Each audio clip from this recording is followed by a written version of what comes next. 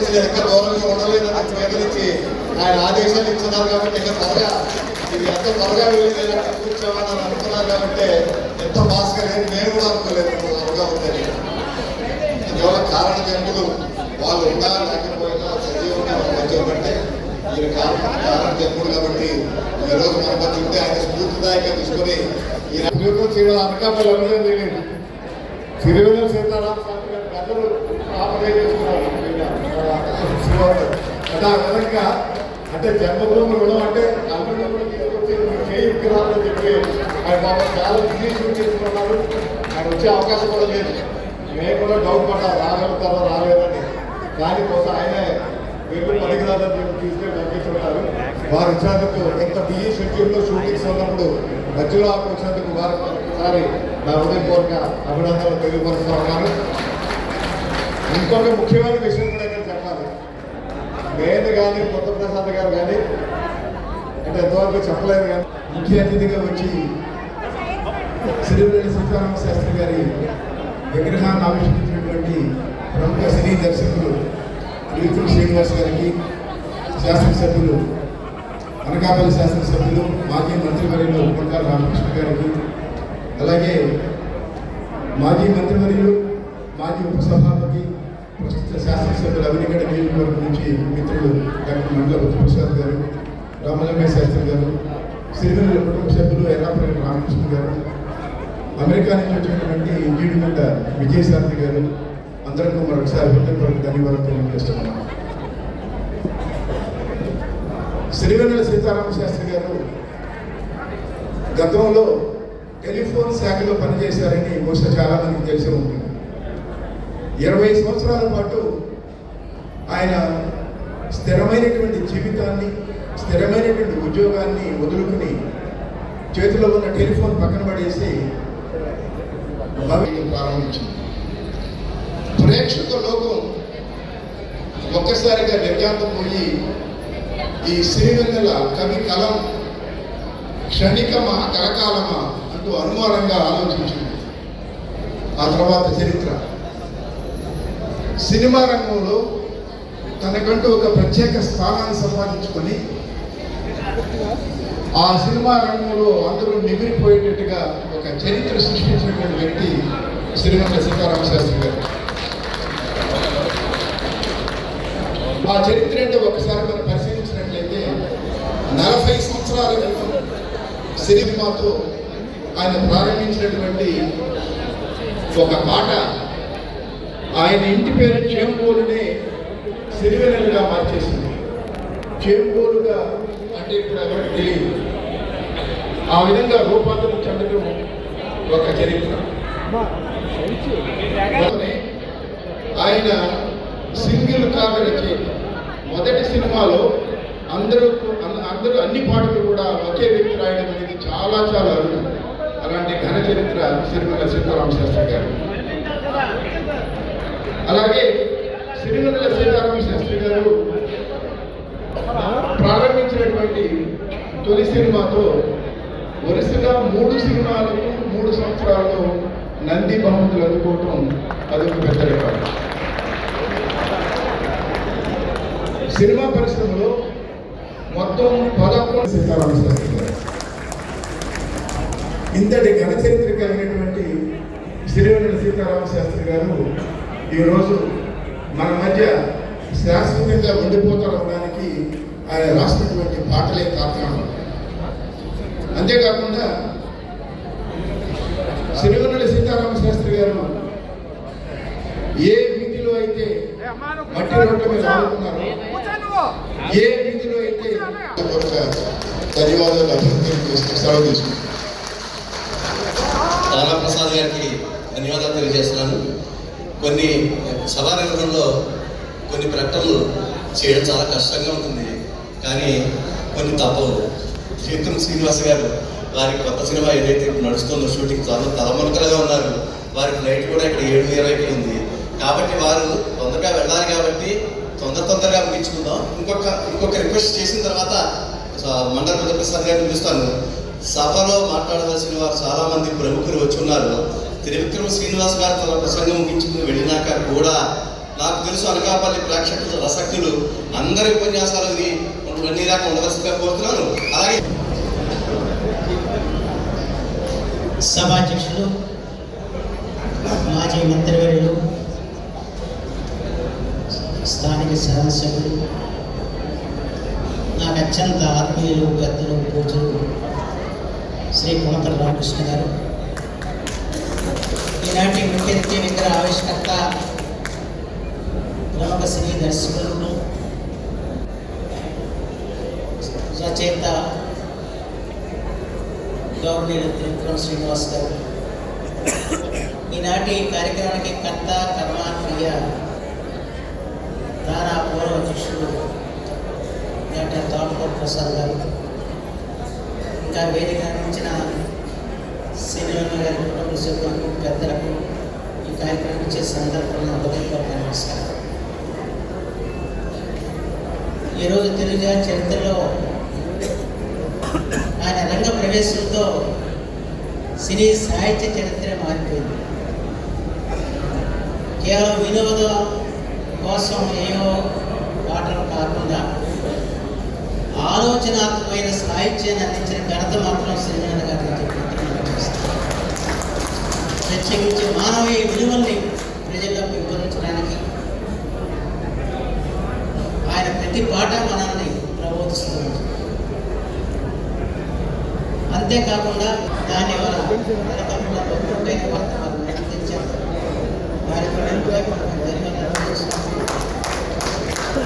ఈరోజు మనం ఆలోచించాల్సింది ఏంటి? సిరివెన్నెల మన నుంచి ఆశించింది ఏంటి? అది మాత్రం ఒకసారి మనం ఆలోచించాల్సి వస్తుంది. సిరివెన్నెలకి నాకు తెలుగు భాష బృందం అదృష్టంటే తెలుగు సాహిత్య మానేడు, సినీ సాహిత్యం పేటూరి, మరొకటి సిరివెన్నెల ఇద్దరు. ఆ పాట ఏంటంటే, తల ఎత్తి జీవించు తమ్ముడా తెలుగు నేలలో మనకెత్తాను, కనుక నిలువెత్తుగా ఎదిగాను, తల వంచి కైమోడ్చు తమ్ముడా తెలుగు తల్లి నన్ను కనిపించిందని, కనుక తుదిలేని జన్మము నాదని ఎరిగెత్తి చాడరా తమ్ముడా. ఈ పాట కొత్త ప్రసాద్కి ఇష్టమైన పాట అని చెప్పి అతని సభలు ఆయన పాడతాను. నాకు ఇష్టమైన పాటలు కాదు. ఈ ఒక్క పాటని మనం గుర్తుపెట్టుకోవాల్సిన అవసరం ఉంది. నిజమైన తెలుగువారిగా జీవించాల్సిన బాధ్యత మన మీద ఉంది.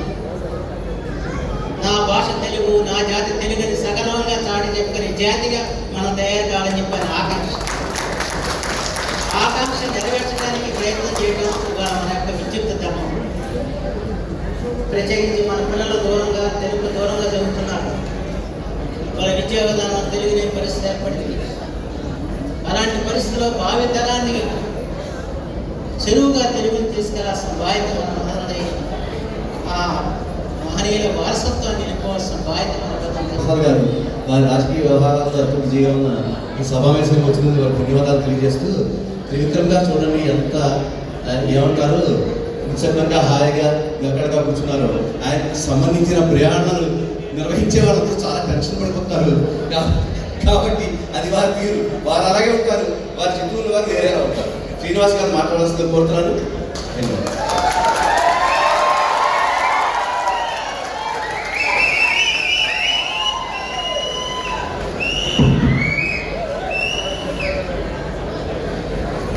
ముందుగా అనకాపల్లి ప్రజలందరికీ నమస్కారం. నాకు చాలా ఇష్టమైన వ్యక్తులు ఎక్కువ మంది ఉన్న వేదిక ఇది. ముందుగా గౌరవ శాసనసభ్యులు ఆత్మీయులు కోమతల రామకృష్ణ గారికి నమస్కారం. నేను కాళ్ళకి నమస్కారం పెట్టాను. వేదికకి ప్రతిసారి ఆయన పైకి కట్టించారు కానీ చాలా బలంగా తోసేస్తున్నారు, లాగేస్తున్నారు.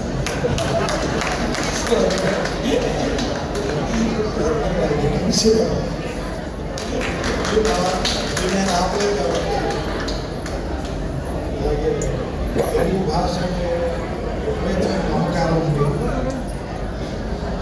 కవులని సాహిత్యం కోసం తరాలుగా జీవితాన్ని టైంని వెచ్చించిన మండల విద్యాప్రసాద్ గారు గౌరవ శాసనసభ్యులు గౌరవ నుంచి వచ్చారు. వారికి మా పాదాభివందనం.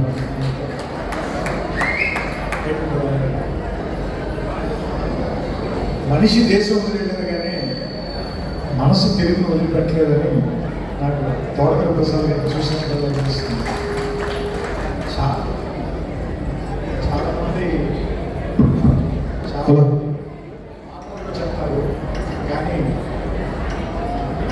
ఆయన శాస్త్రి గారు అంటే ఒక ప్రేమ మొత్తాన్ని ఆయన సాహిత్యాన్ని ఆయన సొంతంగా వేసి చూపించారు.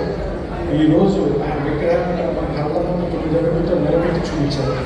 ఇంతకంటే ఒక మనిషి తనకున్న ప్రేమ చూపిస్తారని నాకు తెలిసి తాకాలని నేను అనుకోను. ఆయన మనస్ఫూర్తిగా నేను నమస్కారాలు చెప్తున్నాను. నా కృతజ్ఞతలు సార్. శ్రీవెన్న కుటుంబం తరఫు నుంచి, మా అందరి తరఫు నుంచి, ఆయన పిల్లలు, ఆయన తమ్ముళ్ళు, వాళ్ళ పిల్లలు, వాళ్ళ మనవలు, వాళ్ళ అల్లుళ్ళు, మా అందరి తరఫు నుంచి సో మీకు మనస్ఫూర్తిగా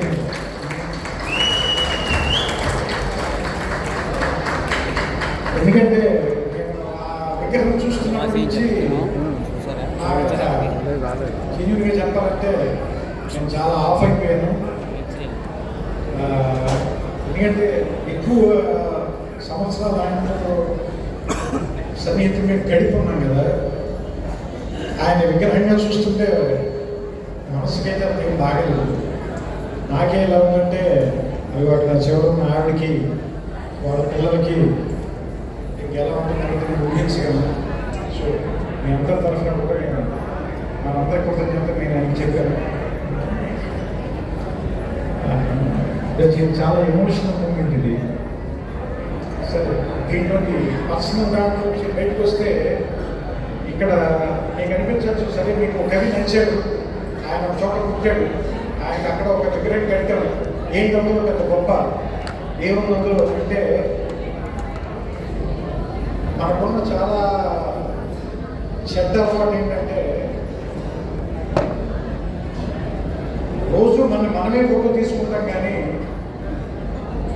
మనం ఇలా తయారు చేసిన మన అమ్మ ఫోటో కూడా ఒకటి కూడా పెట్టాలని మన ఇంట్లో.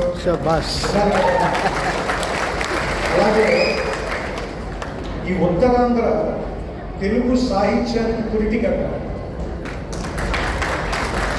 ఇప్పుడు మనం మాట్లాడుతున్న తెలుగు వ్యావహారిక పదాలన్నింటినీ, ఈ భాషని క్యాప్స్యూల్ చేసినటువంటి గిడుగు రామూర్తి గారు వ్యావహారికంలో 130-140 సంవత్సరాల క్రితమే కన్యాశేఖర్ లాంటి అత్యద్భుతమైనటువంటి నాటకాన్ని రాసినటువంటి గురజాడ గారు, మాత్రా ఛందస్సులో ముత్యాల సరాలు లాంటి ఫ్రీ వర్స్ రాయొచ్చు అని మొట్టమొదటిగా ఒక ప్రయోగం చేసినటువంటి గురజాడ అప్పారావు గారు, శ్రీశ్రీ తెలుగు సాహిత్యాన్ని ఒక శకాన్ని మలుపు తిప్పి ఈ శతాబ్దం నాది అని చెప్పినటువంటి శ్రీశ్రీ ఇదే అనకాపల్లి వీధుల్లో, వైజాగ్ వీధుల్లో తన స్నేహితులతో కలిసి తిరిగాడు.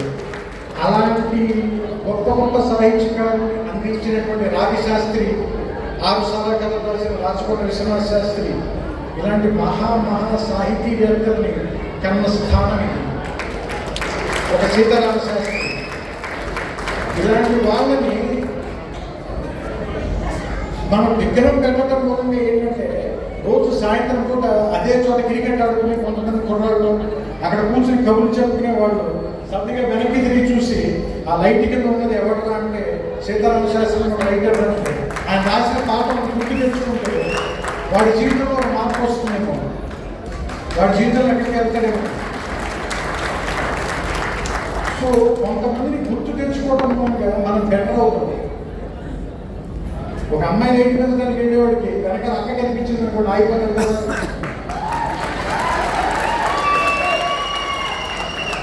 అంతే కదా. ఒక తప్పు చేయాలనుకునే వాడికి రైట్ చెప్పే సీతారామ శాస్త్రి బొమ్మ కనిపిస్తే ఆగిపోతాడు కదా. అందుకని that's why these people are relevant. ఒక అగరత్తి వేగిస్తాం గదిలో మనం, అది కాలిపోతుంది, అగరత్తి లేదు అక్కడ, దాని తాలూకు బూడిదని కూడా తుడిచేస్తాం, కానీ దాని సువాసన మాత్రం గదిలో ఉండిపోతుంది.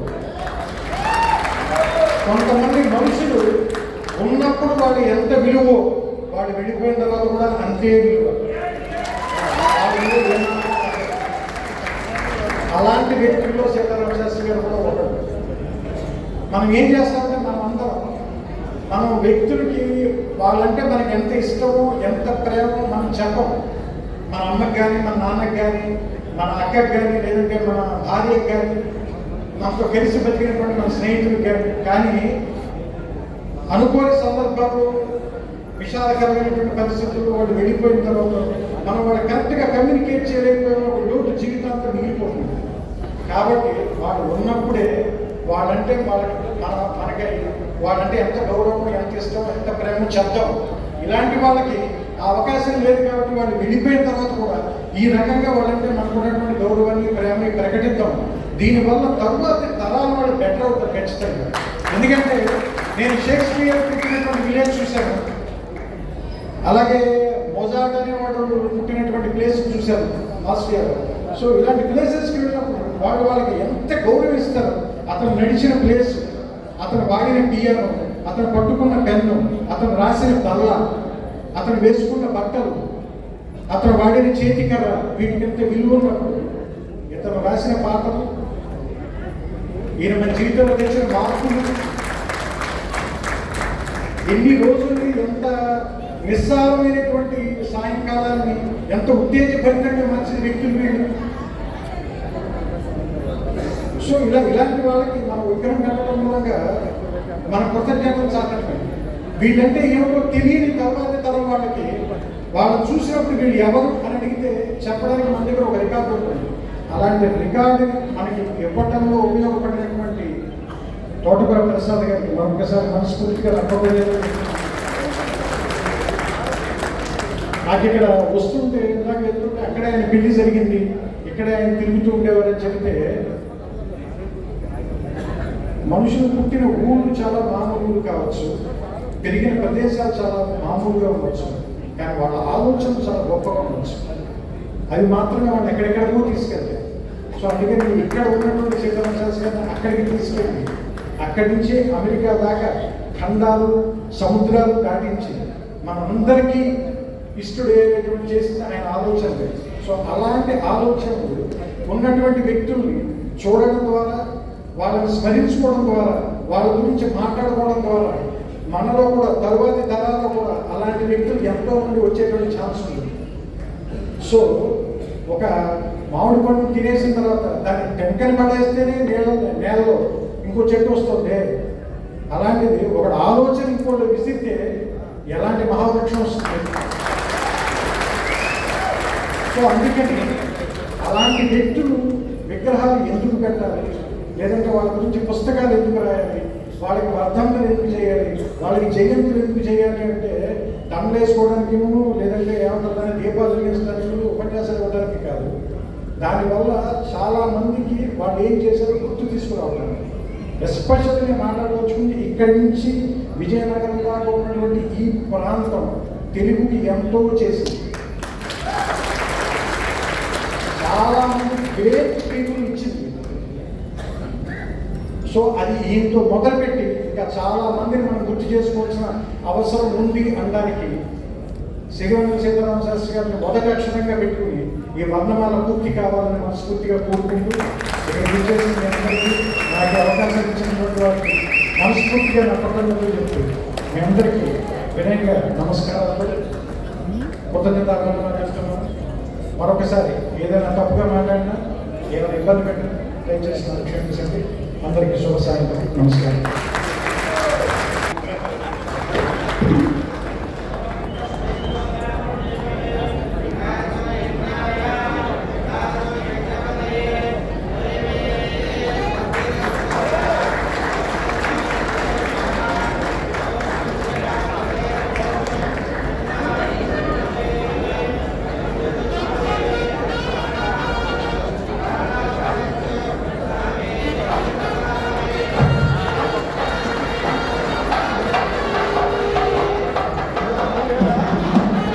త్రివిక్రమ్ గారికి అందరి పక్షాన జరుగుతున్న పురస్కారం ఇంకా మరి ఇతర పక్షాన్ని జరుగుతున్న సమానంగా నేను రాయడం.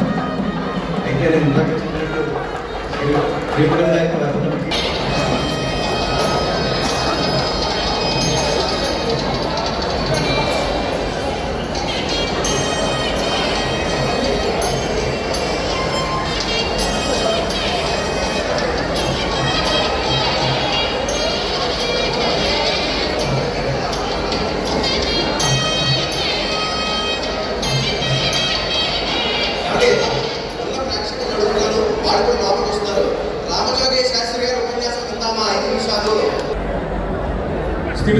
కూర్చోండి అందరూ. స్థిమితంగా కూర్చోండి అందరూ. గురువు గారు సీతారామ శాస్త్రి గారి పట్ల మనకున్న గౌరవాన్ని ప్రకటించుకునే సమయం ఇది. కాస్త అందరూ స్థిమితంగా కూర్చోండి.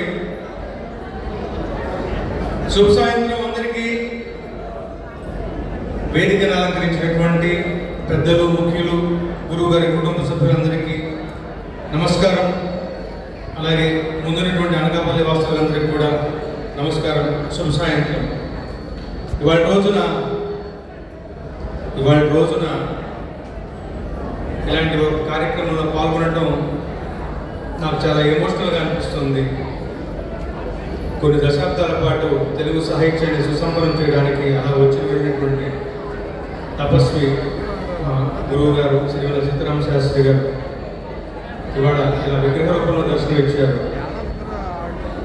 వారి శిష్యుడిగా, వారి ప్రేమకు పాత్రైనటువంటి ఒక విద్యార్థిగా చాలా భావోద్వేగానికి గురైన సమయం, అట్ ది సేమ్ టైం సంతోషాన్ని కూడా కలిగించిన విషయం ఏమిటంటే ఆయన వెళ్ళిపోయిన 4 సంవత్సరాలకి అతి తక్కువ సమయంలో వారి యొక్క సమగ్ర సాహిత్యం 6-7 సంవత్సరాలుగా నిలబడటం, అలాగే తిరిగి చూస్తే ఇవాళ రోజున ఇలా అద్భుతమైనటువంటి విగ్రహం ఇక్కడ ఆయన పుట్టి పెరిగినటువంటి నడయాడేటువంటి వీధుల్లో ఆ దగ్గరగా ఆ ప్రాంతంలో అనకాపల్లిలో ఇక్కడ మీ అందరి మధ్యలో ఒక విగ్రహం ఆవిష్కృతం కావడం, అది కూడా ఆయన కట్టి శిష్యుడు ప్రీతిపాత్రుడు త్రివిక్రమ శ్రీనివాస్ గారి చేతుల మీదుగా ఇవాళ ఆవిష్కృతం కావడం అనేది చాలా దైవికమైనటువంటి ఘటన. ఇలాంటి ఒక సభలో నేను కూడా పాల్గొంటున్నా సుకృతంగా భావిస్తున్నాను. గురువుగారు ఒక మాట చెప్పేవాళ్ళు. ఒకసారి వాళ్ళ బావగారితో మాట్లాడుతూ ఉంటే నేను పక్కన ఉండి విన్నాను. వాళ్ళ బావగారిని అడుగుతున్నారు, మీ దగ్గర 10 రూపాయలు ఉంటే ఎంత దానం చేయగలవు అబ్బాయి అన్నారు. రూపాయి అని చెప్పారు ఆయన. అదే 100 రూపాయలు ఉంటే 10 రూపాయలు దానం చేస్తాను బావా అన్నారు. అదే 1000 రూపాయలు ఉంటే, 1,00,000 ఉంటే, 1,00,00,000 రూపాయలు ఉంటే నా దానం చేసే కష్టం పెరుగుతుంది కదా. అది విషయం. గొప్పదైనటువంటి ఆలోచనలు దానం చేయగలిగే గొప్పదైనటువంటి ఆలోచన. కానీ అలాంటి గొప్పదైన ఆలోచనని కలిగి ఉండటంతో పాటు జేబు నిండుగా ఉండాలి. ఆ జేబు నిండుగా ఉండే సమర్థత. సో గొప్పదైన విషయాన్ని ఆలోచనగా మనం ఎంటర్టైన్ చేయడంతో పాటు వాటిని సాకారం చేయగలిగినటువంటి, వాటికి ఒక రూపాన్ని ఇవ్వగలిగేటువంటి, సాధించుకోగలిగేటువంటి సమర్థత కూడా మనలో ఉండాలి. ఆ విషయం నాకు ఆ రోజున ఆయన బోధపరిచారు. ఇవాళ నాకు గుర్తొచ్చింది. ఎందుకు అంటే అలాంటి ఒక సమర్థత కలిగినటువంటి 2 మనుషులు, శ్రీ కొణతల రామకృష్ణ గారు, తోటకూర ప్రసాద్ గారు, వారిద్దరి యొక్క బలమైనటువంటి సంకల్పమే ఇవాళ రోజున ఈ కార్యక్రమాన్ని ఇలాగా కుటుంబ సభ్యులటువంటి అనుమతితోటి, వాళ్ళ యొక్క కోఆపరేషన్ తోటి వాళ్ళ రోజున ఈ కార్యక్రమాన్ని ఇంత నిరాఘాటంగా బ్రహ్మాండంగా ఒక పండుగలాగా గురువుగారు సెలబ్రేషన్ కార్యక్రమాలు ఇక్కడ ఈ గడ్డ మీద జరుగుతుంది. ముఖ్యంగా వారిద్దరికీ మనస్ఫూర్తిగా గురువుగారి కుటుంబ సభ్యుడిగా నేను కూడా పర్సనల్గా కృతజ్ఞతలు తెలుపుకుంటున్నాను.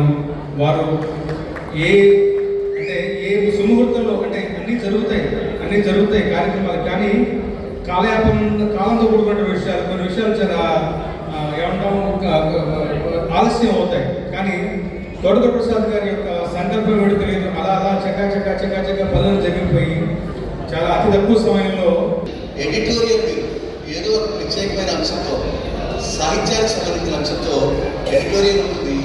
అది ఎంతమంది చదువుతున్నారో నాకు తెలియదు, కానీ చదవడానికి ఎంత హృదయంగా ఉంటుందంటే ప్రతి ఆదివారం ఈనాడు ఎడిటోరియల్ రచయిత శ్రీ ఎర్రపల్లి రామకృష్ణ గారు వారి మాట్లాడాల్సిన మొత్తం తర్వాత ముఖ్య అతిథులకి మన అనకాపల్లి పక్షాన, తానా పక్షాన, సిరివెన్నెల కళాపీఠ పక్షాన మెమెంటోర్ బహుకరణ ఉంటుంది.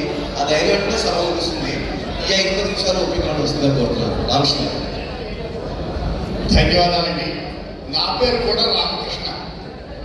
ఎందుకు చెప్తున్నానంటే ఇందాక మీ కొడతాల రామకృష్ణ గారు మాట్లాడినప్పుడు ఎంత నిశ్శబ్దంగా ఉన్నారో, ఆయన మాట్లాడిన తర్వాత ఎంత గట్టిగా చప్పట్లు కొట్టారో అవి నాకు కూడా ప్రసాదించవలసిందిగా అనకాపల్లి వాస్తవ్యులందరినీ నేను కోరుతున్నాను. ముఖ్యంగా సభా సరస్వతికి నమస్కరిస్తూ వేదికపై సమాసీనులైన పెద్దలు వేదిక ముందున్న పెద్దలు అందరికీ కూడా శిరస్సు వంచి నమస్కరిస్తూ, ఈవేళ ఒక అద్భుతం జరిగింది. ఈవేళ మనందరికీ గుర్తుంది కదా, రథసప్తమి. రథసప్తమి రోజున ఈ కార్యక్రమాన్ని ఎవరు అసలు సంకల్పించారో కానీ అందులో ఒక పరమాత్మ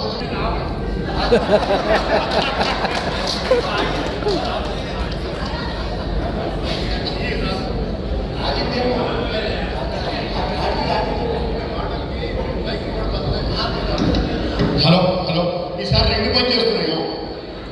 థ్యాంక్ యూ. రథసప్తమి రోజున ఈ అద్భుతమైన కాంస్య విగ్రహావిష్కరణ అనే సంకల్పం ఎవరికి కలిగిందో కానీ అందుకు నేను ఇందాక బెర్నాడ్ షా గురించి చెప్పింది. ప్రాగ్దిశవీనియ పైన, దినకర మయూఖ తంత్రుల పైన ఈ సినిమా రంగానికి ప్రవేశించిన ఒక మహా వ్యక్తి గురించి, ఆయనకి సంబంధించిన కాంస్య విగ్రహ ఆవిష్కరణ గురించి రథసప్తమి నాడు చేయాలి అని అనుకోవడంలో ఉండే ఔచిత్యం ఉంది. అందు గురించి మీరు చెప్పడం. ఆ పాట సూర్యుడికి సంబంధించింది కదా, అదే రథసప్తమి రోజున ఇక్కడ కాంస్య విగ్రహం పెట్టాలి అని ఆలోచన చేసినందుకు ఆ ఆలోచన ఎవరికి వచ్చిందో వాళ్ళకి శిరస్సు వచ్చి నమస్కరిస్తూ ఉన్నాను. రామకృష్ణ గారు దయచేయండి. బహుశా ఈ ఆలోచన వారిదే ఉంటుంది, అందుకని ఒకసారి మళ్ళీ గట్టిగా చెప్పండి కొట్టండి.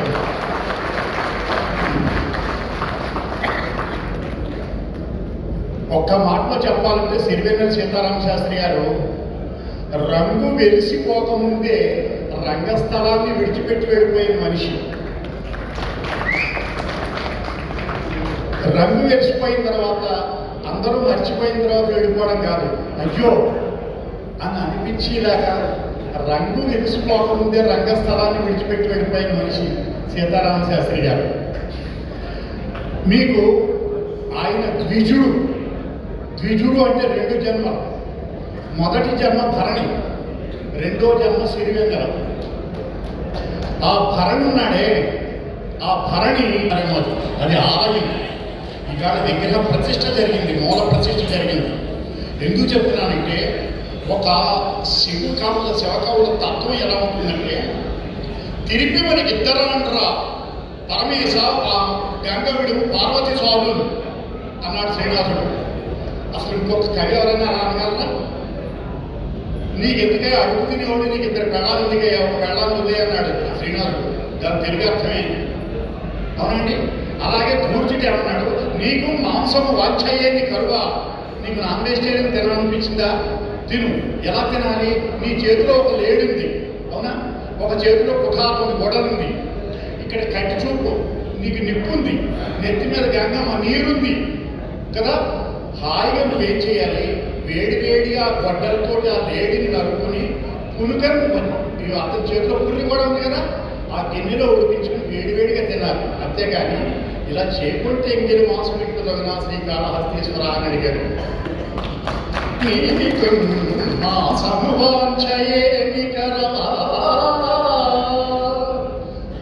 నీ చేత లేడుండగా